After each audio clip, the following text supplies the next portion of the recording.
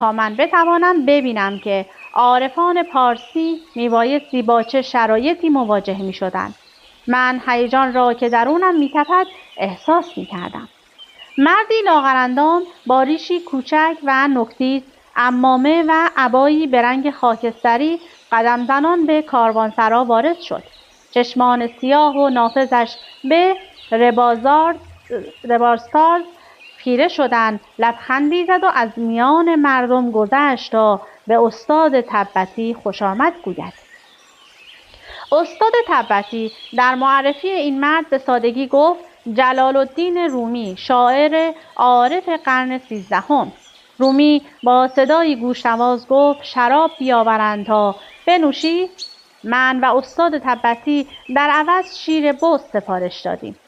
شاعر بزرگ برای چند لحظه مبهوت با نگاهی نافذ به ما خیره شد.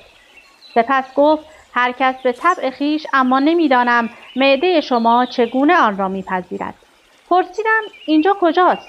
رومی جواب داد: شیراز، یکی از عظیمترین مراکز فرهنگ جهان در زمان خودش، اما امروزه به خرابی و هرزگی افتاده. در زمان من شعر در این شهر به لطیفترین درجات هنری خود میرسید.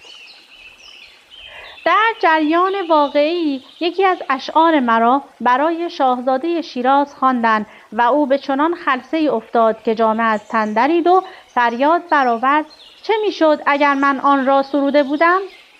از شعر برای نمایاندن شکوه و عشق خدا استفاده میشد. من آنچنان خدا را دوست می داشتم که در یک اثر 26,000 بیت برایش سرودم. نام آن مثنوی است که در 6 بخش یا کتاب تنظیم شده و موضوعش جهت عرفانی فلسفی صوفی هاست. همه در قالب حکایاتی است که قضایا و تعبیرات معنوی در خود دارند. کاری است در قیاس با کتاب تمثیل‌ها یا کتاب‌های دیگر انجیل قدیم.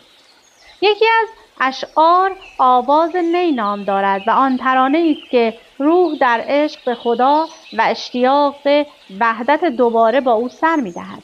این شعر در مفتاح مثنوی است. می‌دانی چقدر طول کشید تا این مجله را بنویسم؟ 30 سال شب و روز، در حالی که صدها مرید را نیز درس می‌دادم. من استاد فلسفه و قانون در 4 دانشگاه بودم و در عین حال درس قرآن هم می‌دادم.